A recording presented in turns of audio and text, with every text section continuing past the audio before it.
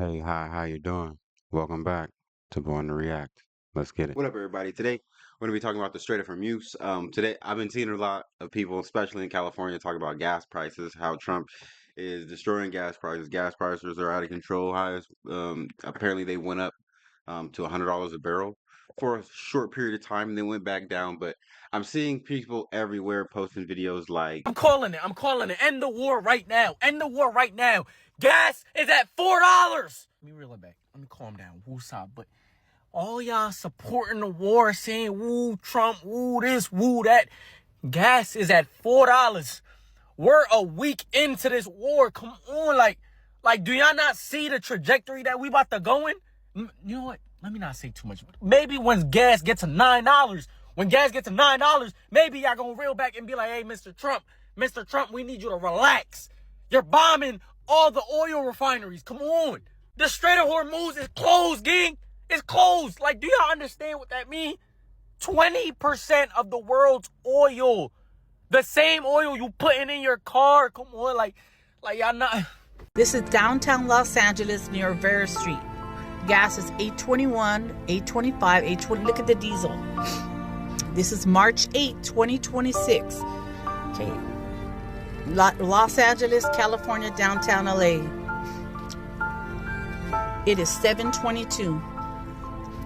These are the gas prices. if you live in California, how are you going to be surprised? Especially living under Gavin Newsom. Like, come on now. But we're gonna get into this news story from CNN and hear what they have to say about what's going on with the war and the the Strait of Hormuz, what it's called. New images near the Strait of Hormuz off Iran, where new attacks are now sending oil prices on another wild ride today. This is a Thai flagged ship, one of at least 3 vessels that have been struck today in that critical waterway. Thailand's Ministry of Transport says 20 crew members have been rescued. 3, though, remain unaccounted for. We're going to show you a map of the approximate locations of these attacks on ships today in the Strait. A reminder, some 20 million barrels of fuel a day move through this critical shipping route, and it is clearly effectively remains shut down because of this very real threat. Let's get right to Paula Hancock's live in Abu Dhabi for the latest on this. What are you hearing here?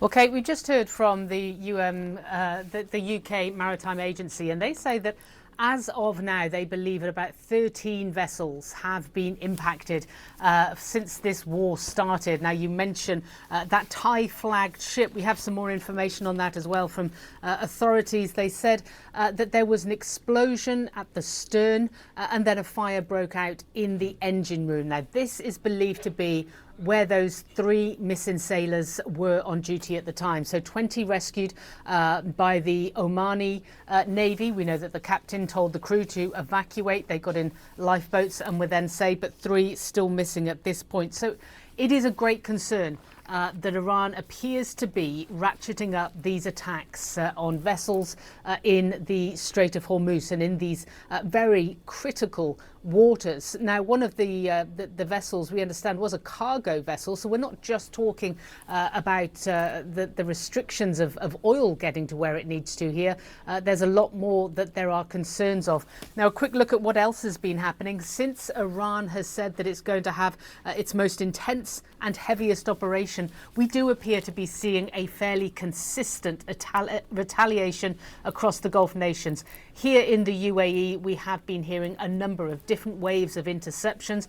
Dubai Airport, there were 2 drones that hit nearby. We understand that 4 people have been injured there, authorities saying in the vicinity of Dubai Airport that fell. Flights have started to take off again now, though. We also know that in Bahrain, in Kuwait, in Saudi Arabia, they have also seen interceptions and alerts over the past 24 hours.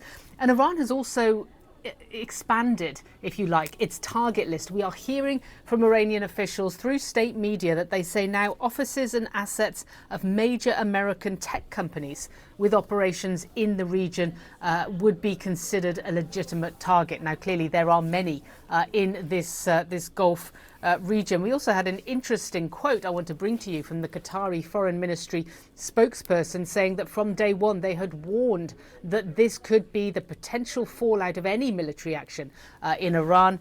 He said, quote, "This is the biggest I told you so in the history of I told you so's in the world." Clearly, there is frustration and anger among leaders in this region.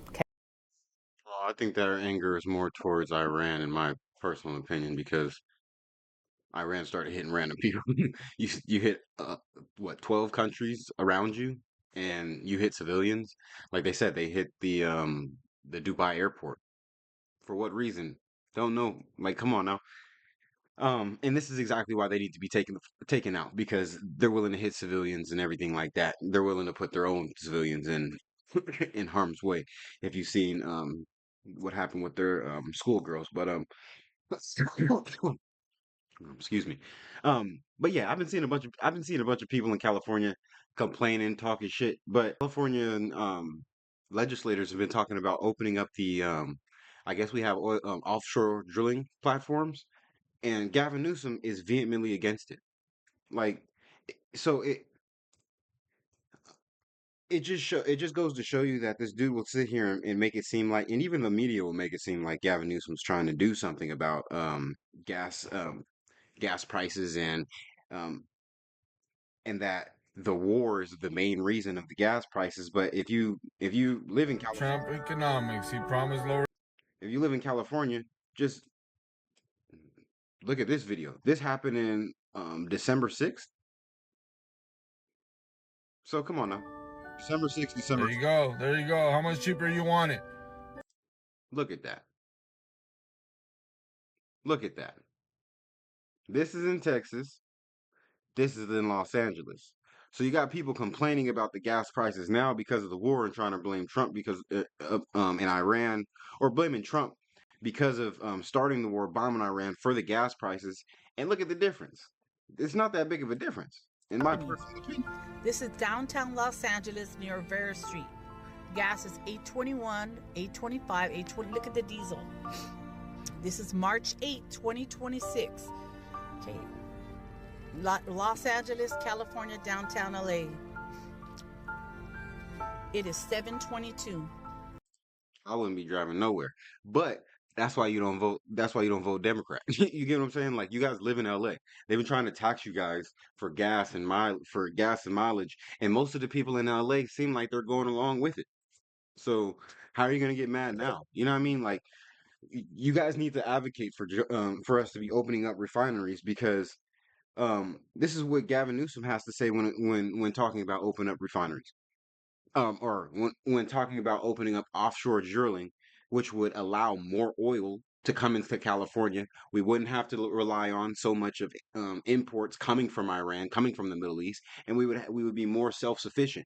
But instead, he wants to use the Green New Deal to pump propaganda and to make and honestly to suck money out of taxpayers with with the Green New Deal and all the scams all the taxes and scams that they have. But let's see what he has to say. See if I can find this video. It's been reported today that the Trump administration plans to allow new oil and gas drilling off the coast of California. Have you been briefed on these plans, and how specifically do you plan to respond? We've talked in the past, COPs, about the polluted heart of the climate crisis being big oil. Increasingly, the polluted heart of the climate crisis appears to be Donald Trump. As it relates to offshore oil drilling, it's overwhelmingly opposed by members of all political parties in the state of California. It's dead on arrival. Dead on arrival.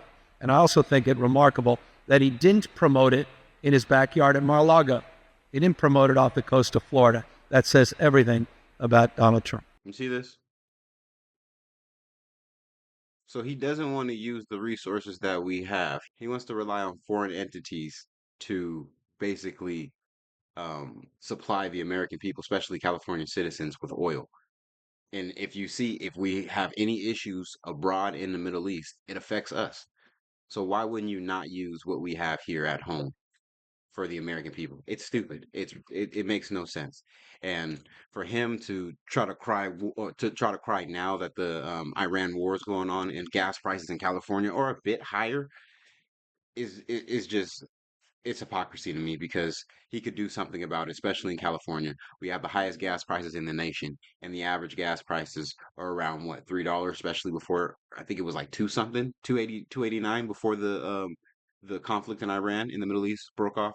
So it's disingenuous, and for anybody who's trying to point to Trump or anything going on right now in the Middle East to the cause of why our gas prices are going up, especially in California, you're sadly mistaken. Because if we were to open up our offshore oil in California, I believe we could supply a lot of the country, and the country wouldn't be feeling this pain from Iran. But that's just my opinion. I only graduated high school. I didn't go to college, so let me know if you disagree or if you agree. You know what I'm saying? Let me know in the comment section. Like, comment, subscribe, and let's stay informed. Peace.